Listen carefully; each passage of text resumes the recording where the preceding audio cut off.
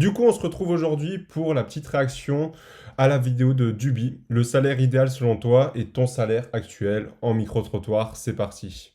Ok les gars, aujourd'hui on va parler du salaire idéal des Français. On va te demander combien tu touches. Parce qu'apparemment, tu m'as l'air très très jeune, t'as quel âge? J'ai 15 ans. Et tu travailles déjà. Ouais. Tu touches combien? Ça dépend des mois. Ça dépend combien je travaille en vrai.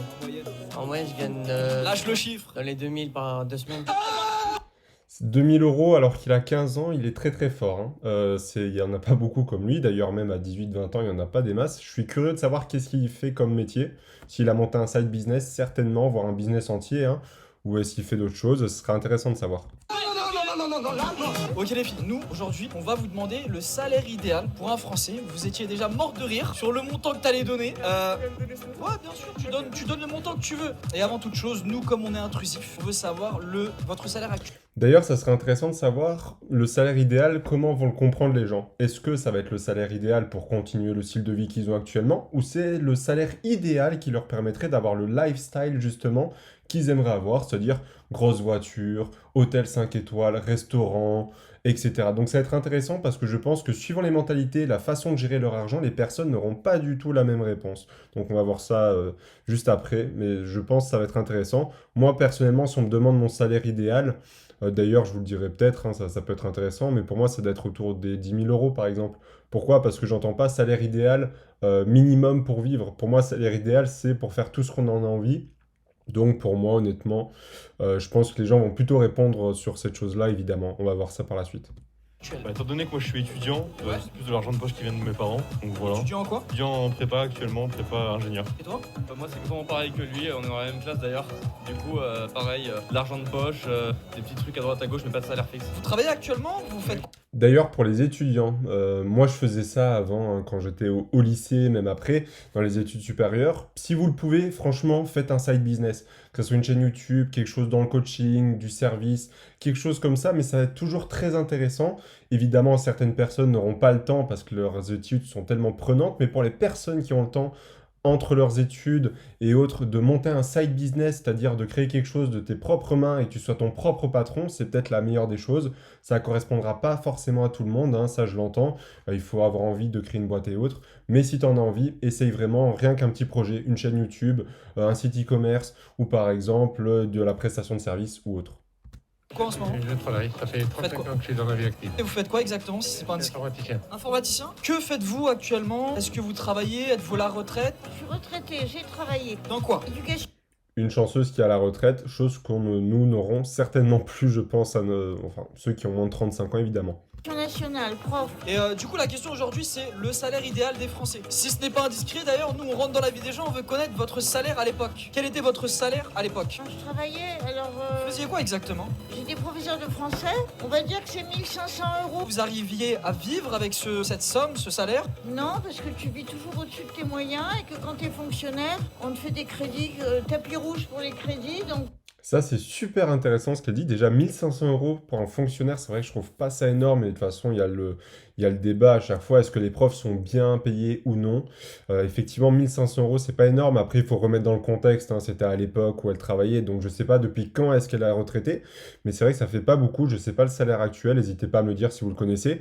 Et là, elle a soulevé un point très intéressant qui est le fait, eh bien, de vivre au-dessus de ses moyens quand on est fonctionnaire, notamment. Pourquoi? Parce que tu m'étonnes, hein. Tu es fonctionnaire, tu as toutes les cases rempli pour les banques pour t'offrir des crédits, que ça soit la case CDI, sûreté de l'emploi, salaire qui tombe à la fin du mois. Ton employeur, c'est l'État, donc tu es sûr à 100% que ton client est solvable, sauf s'il perd son emploi ou autre, mais c'est des cas extrêmement rares. Donc forcément, tu vas être tenté de prendre des crédits pour ta voiture. Bon, pour la maison, de manière générale, tu es obligé, mais des crédits secondaires pour augmenter ton niveau de vie, la voiture, le téléphone, la télé, des crédits à la consommation, etc. Et ça, c'est vraiment quelque chose à ne pas tomber dedans. Que tu sois fonctionnaire ou non, c'est comme ça que tu détruis en fait ton avenir financier et ton patrimoine. C'était un petit piège, c'était un petit piège. c'est un petit piège, mais Pas qu'un petit, hein, même un très très gros, je pense, selon moi, parce que c'est comme ça que tu rentres dans un cercle vicieux où ben, tu arrives à la retraite, tu n'as rien de côté en fait, et tu dois encore de l'argent à la banque parce que tu n'as pas tout remboursé. voilà. Mais bon, tout le monde n'est pas comme moi, hein. Il y en a qui économisent. Alors, Votre salaire actuel, pardon. Votre salaire actuel. 3000 euros, brut. Brut par mois. Ouais. 3000 euros, est-ce que vous trouvez que c'est suffisant pour vivre Euh, avec votre situation actuelle? moi, personnellement, pour moi, oui. Avec des enfants? C'est vrai qu'il faut prendre la situation de chacun aussi, mais en fait, tout salaire peut suffire à quelqu'un. Quelqu'un qui vit chez ses parents, qui a pas de dépenses, 1000 euros, ça lui suffirait largement. Quelqu'un qui a 4 enfants et qui a les factures et un loyer ou un crédit à payer, ça lui va absolument pas. Donc forcément, c'est intéressant si à chaque fois il peut essayer de nous remettre dans le contexte de la situation de la personne, ça va être important. Marié en Oui, mais bon, à mon âge, c'est chacun pour soi. Vu le coût de la vie actuel, le loyer, le salaire minimum est beaucoup trop bas. Je me demande même comment on peut s'en sortir. Alors apparemment t'es Uber Eats. Ouais. Tu fais ça activement tous les jours. Ouais, à temps plein. Du coup aujourd'hui, bah ça tombe bien, on veut savoir le salaire idéal selon toi pour les Français. Normalement, avec Uber Eats, avant, on arrivait à se faire de l'argent et tout, mais maintenant, Uber, ils sont en train de nous niquer. Maintenant, genre, on arrête. Genre, à 22h, c'est terminé. Là il parle sérieux là. Là il en a gros sur la patate. Voilà, à 22h, c'est terminé, gros. Ça Et veut dire là que t'arrives pas à... C'est vrai que Uber Eats était une bonne solution à l'époque pour les jeunes hein, qui voulaient avoir un travail à côté, pour les personnes qui arrivaient dans le pays, qui voulaient commencer à s'insérer. Il y avait pas mal d'opportunités, mais j'ai entendu dire, hein, j'ai jamais testé de travailler chez eux, mais que malheureusement c'est de moins en moins lucratif et que justement parfois c'est plutôt de l'exploitation qu'autre chose. Donc si tu as déjà travaillé sur Uber Eats, n'hésite pas à me le dire dans les commentaires, comme ça tu pourras éclairer d'autres personnes. Mais il me semble bien que depuis ces dernières années, c'est vraiment sur le déclin et que beaucoup moins de monde a envie de le faire. Pourtant, c'est quand même leur business model, j'ai envie de dire, s'il n'y a pas de livreur, t'as pas Uber Eats tout simplement, donc c'est certainement un peu compliqué pour eux également de à la fois bien les rémunérer, pas trop pour qu'ils gardent de la marge, mais pas non plus trop peu pour éviter qu'il n'y en ait pas assez en fait qui livrent les commandes. vivre. bah là, non, franchement, Tu survis. pas trop, là, c'est chaud, quoi, gros. Là, je peux plus me faire plaisir. Si c'est pas indiscret, nous on veut savoir ton salaire actuel. En moyenne, moi je peux pas dire parce que j'ai pas travaillé 7 mois pendant le Covid, tu vois, c'est un peu compliqué à calculer. Ouais, c'est vrai, en moyenne. En moyenne, je gagne Lâche le chiffre. dans les 2000 par 2 semaines. C'est incroyable, à 15 ans. Explique-nous ce que tu fais, dis-nous ce que tu fais, comment ça se fait, parce qu'il y en a plein qui aimeraient être à ta place. En vrai, depuis 12 ans, je suis plus vraiment à l'école. J'ai appris tout seul l'informatique. Après, j'ai été sur Open Class. T'es dans le monde de l'informatique, tu codes quoi exactement? Bah, je fais du CSS. Sécurité de... Ok, c'est intéressant. Donc, de ce que j'entends, après, je sais pas, il va peut-être nous contredire ou approuver ce que je dis, mais j'ai l'impression, du coup, il fait du service, hein, simplement pour les entreprises, certainement en freelance, et quoique, s'il a 15 ans, il peut pas être auto-entrepreneur et il peut pas non plus, du coup, être, je sais plus comment on appelle ça, mais quand on est détaché des parents à l'âge de 16 ans. Eh bien, donc, je sais pas comment il va fonctionner là-dessus, mais en tout cas, c'est très intéressant de prendre son exemple, c'est-à-dire que peu importe ton âge, tu peux apprendre par toi-même, faire de l'autodidacte, tu vois ici, hein, j'ai lu énormément de livres sur plein de sujets, ça m'a ouvert pas mal de portes, eh bien je te conseille de faire exactement la même chose. Tu vas peut-être pas gagner 2000 euros dès le mois prochain, mais tu vas développer des compétences qui vont te permettre d'acquérir eh bien, un plus haut revenu par la suite, soit parce que ton employeur voudra te payer plus cher par rapport à quelqu'un d'autre qui ne les a pas, ou alors tout simplement parce que dans ton business, ça va t'aider à avoir des clients beaucoup plus gros. Donc ça honnêtement, je te le conseille fortement. Site internet? Je fais aussi de la cybersécurité. J'ai appris sur Open Classroom un peu et le reste, j'ai appris tout seul. C'est incroyable. T'es en alternance ou t'es pas en alternance? T'es à temps plein, t'es à temps partiel à 15 ans? Parce qu'on veut savoir quand même. Je pense qu'il y en a qui se posent la question, je pose la question à leur place. Alors, de base, j'ai pas rien d'avoir un salaire parce que j'ai 15 ans. Donc, je travaille bénévolement. Enfin, officiellement, je suis bénévole, mais je touche une bourse à la place pour mon salaire. Ils ont mis un... Ok, c'est intéressant. Donc voilà, comme je disais, officiellement, il n'a pas le droit d'avoir de salaire. Bon, je pense qu'il veut pas tout dire peut-être aussi devant la caméra, ou c'est peut-être totalement vrai, je ne sais pas. Mais ça reste intéressant de voir que c'est possible de s'en sortir, peu importe ton âge, même si tu as 15-16 ans, tu peux déjà te faire un peu d'argent de poche ou développer une compétence qui, à tes 16-18 ans, quand tu pourras gagner de l'argent, pourra te servir à créer un business à part entière. un système en place pour te Ouais, donner de l'argent. Exact. Qu'est-ce que tu fais actuellement, toi? Là, je suis au lycée. Quelle classe? 2004, en première. Elle a sorti son CV carrément. Et toi? Ah, pareil. Dans la même classe? Ouais. Vous voulez faire quoi plus tard? Je sais pas. C'est la question que les conseillères d'orientation posent. Voilà. Conseiller d'orientation aujourd'hui. C'est pas? Non. Comme tous les lycéens. Ouais. T'as pas une petite Allez, idée? moi dans la vie. Pôle emploi. Pessimiste de ouf. Pôle emploi, elle a dit. Bah, En moyenne. avant, je touchais vers les 1800 en moyenne. Et Peut-être maintenant 1700, 1700. Et maintenant? Bah, maintenant, même pas à 1000 euros, frère. Ah oui. Ah ouais, ça a bien dégringolé le salaire du Uber Eats, c'est franchement affolant. Je sais pas c'est quoi son laps de temps, entre 1700, 1800 et 1000 euros. J'espère pour lui que ça s'est pas fait en un mois, parce que là, ça peut être dramatique, hein, imaginez-vous, comme vous perdez votre emploi, en fait, hein, d'un coup, vous vous retrouvez au chômage, vous perdez des centaines d'euros d'un coup, si vous aviez des crédits, un style de vie qui vous oblige, en fait, à gagner ces 1700 euros par mois, ça prend un coup et c'est très dur à supporter de manière générale. Sauf si, évidemment, tu habites chez tes parents, tu peux encaisser le coup, ou que tu n'as pas de responsabilité. Ah oui, on passe de 1800 à 1000 euros. Le soir ou la journée, toi? Tu commandes plus le soir, on est bien d'accord? Ouais. Voilà, et là, ils sont en train de nous niquer. Ils ont dit 22h, c'est terminé. 22 heures, on peut plus livrer. Voilà, c'est terminé.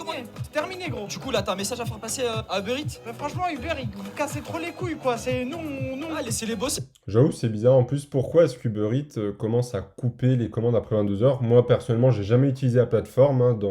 Dans la ville où j'habite, c'est pas assez grand, je suis pas en grande ville, donc j'utilise pas ça de mon côté. Mais si vous avez les réponses, n'hésitez pas, parce que c'est vrai, je trouve ça un peu dommage. Les personnes, il y en a pas mal qui veulent commander après 22 heures. Peut-être un souci de sécurité, je sais pas, pour leurs employés. Enfin, je crois que d'ailleurs, c'est même pas des employés, c'est des auto-entrepreneurs qui font ça. C'est les gars. Nous, voilà, 22h, t'es bien d'accord que c'est le soir que ça bouge. Totalement d'accord. Des fois, je restais jusqu'à 3h du matin, 4h du matin à Paris. Maintenant, à 22h, gros, on rentre chez nous. Vous, dans la société actuelle, pour vous, le salaire idéal pour vivre aisément, hein, pas pour survivre, il serait de combien? Le montant, on veut le C'est connaître. un montant directement. Ouais. Disons, Ça va être élevé à mon avis. pas vraiment élevé, c'est juste que tu dois gagner plus d'argent que tu en dépenses. Bien sûr, bien C'est sûr. logique. Parce que là, c'est logique. Là, on est bien. Mais Non, le mais chiffre, Aujourd'hui, non, mais aujourd'hui, on est à Paris. on est à Paris, célibataire, loyer à payer. Je sais pas, juste pour avoir un 50 mètres carrés à Paris, t'es sur 1500 balles, donc disons 4500. À Paris, Ouais, 4500, c'est vrai que c'est une belle somme. Je disais 10 000 tout à l'heure parce que c'est vraiment. Moi, je prends en compte aussi tout ce qui va être investissement, tout ce qui va être replanification dans le business, des choses comme ça. Donc, forcément, ça engendre beaucoup plus de coûts. Mais pour quelqu'un de lambda, c'est vrai que 5 000 euros, pour le moment, en tout cas, c'est largement suffisant. Et encore, je sais pas quand était sortie la vidéo, c'était il y a un an, donc il n'y avait pas encore autant d'inflation. Donc, je pense qu'on peut quand même augmenter un petit peu cette somme-là déjà. Mais c'est vrai que 5 000 euros, je dirais, c'est le grand minimum si on veut vraiment se faire plaisir, etc. Et après, même si c'est une somme que très peu de monde atteindra, j'ai envie de dire, je sais plus déjà, je crois le top 1% des Français, j'ai plus envie de dire de bêtises, mais c'est pas une somme non plus extravagante, si je dis pas de bêtises, attention.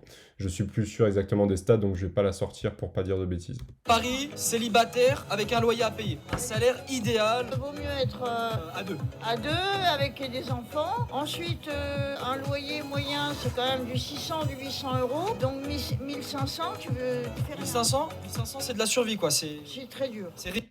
C'est bizarre parce qu'elle disait tout à l'heure qu'elle gagnait 1500 et qu'elle vivait pas avec ça, après en vivant au-dessus de ses moyens, mais c'est vrai qu'à Paris, avec 600, 800 euros de loyer, ça me semble un peu impossible. J'ai jamais habité à Paris, mais je connais à peu près les prix, hein. Forcément, c'est la capitale. Ça me semble un peu démesuré, je sais pas, dites-moi si vous habitez à Paris ou autre, mais pour moi, 1500 euros, c'est très compliqué. Comme elle le dit, on survit si on est seul ou à deux grand maximum. ric-rac. C'est très dur. On irait plus vers les 2000, 2500. Évidemment, mais bon, il n'y en a pas beaucoup qui les ont. Hein. En dehors de Paris, c'est un peu moins. Le salaire idéal. C'est pas vrai, ça c'est des bêtises parce qu'en province, si t'as pas de voiture, t'es un Ça homme revient mort. Donc il y a d'autres aléas, tu vois. La voiture coûte très cher. Ça, par contre, elle a totalement raison, c'est qu'à Paris, de manière générale, tu ne penses pas avoir une voiture, qui est quand même un des postes les plus importants de dépenses, hein. Pour moi qui habite en campagne, enfin, pas vraiment en campagne, mais j'ai besoin de voiture pour me déplacer ou autre, ben, c'est mon plus gros poste de dépense quasiment chaque mois, parce que tu as l'essence, tu as l'assurance à payer, tu as les réparations, donc on va pas se mentir, ça c'est un gros avantage quand tu habites en ville, c'est que tu enlèves d'un revers de la main toutes les dépenses transport, hormis transport en commun évidemment, mais ça n'a absolument rien à voir les deux, donc là-dessus elle a tout à fait raison. Mais je pense encore une fois que elle, son salaire idéal, c'est juste un salaire de survie, j'ai l'impression, parce qu'avec 2000 euros par mois, tu profites pas réellement de la vie, j'ai envie de dire, tu survis comme elle le dit, tu peux te faire un petit plaisir dans le mois, mais ça s'arrête là. Très cher, ouais. 5K par mois. 5K par mois, franchement. Ouais, bah pour 5000 net mensuels. 5000 net mensuels. Aisément en fait, du coup je pense que c'est pour ça. Hein. Quand je dis aisément, ça veut dire. D'ailleurs, je serais curieux du coup d'avoir une différence entre les États-Unis. C'est vrai, j'ai pas regardé s'il y avait pas une vidéo en anglais, mais en plus, il faudrait qu'il y ait les sous-titres ou autre. Mais ça serait intéressant de voir aux États-Unis quel serait le salaire idéal. Bon, évidemment, ça sera pas la même tranche de prix parce que je sais qu'ils gagnent déjà beaucoup plus leur vie qu'ici.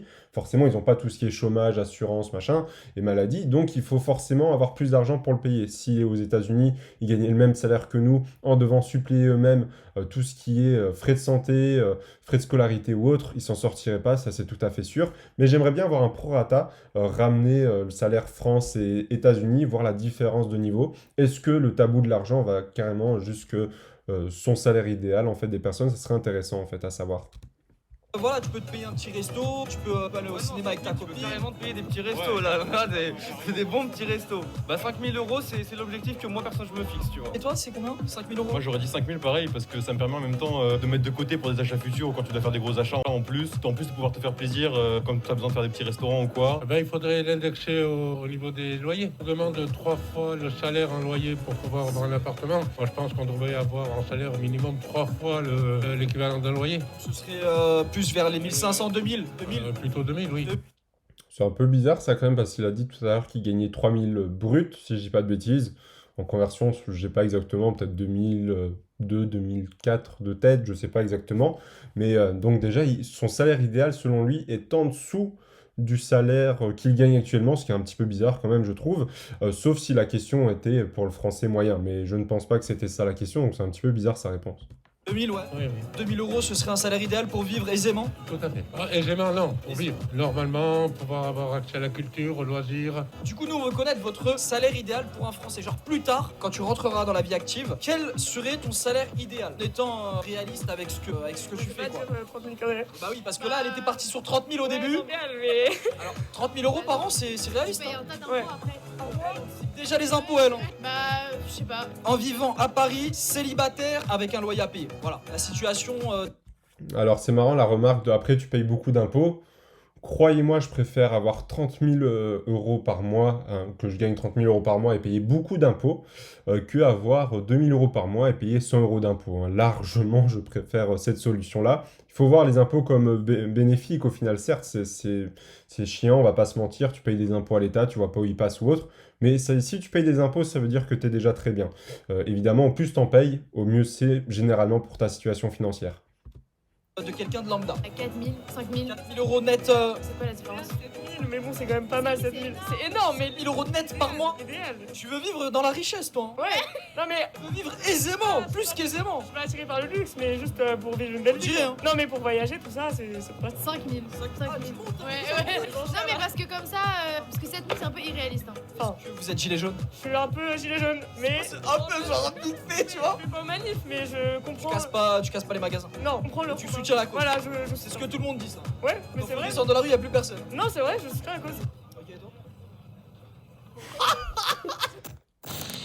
Bon, bah, c'était intéressant comme vidéo. On voit qu'en moyenne, c'est vraiment autour, soit vraiment très bas, un salaire de survie, 2000, 2500, 3000 euros maximum, soit surtout autour des 5000. Je pense que c'est le premier palier psychologique. On a 5000 puis 10 000.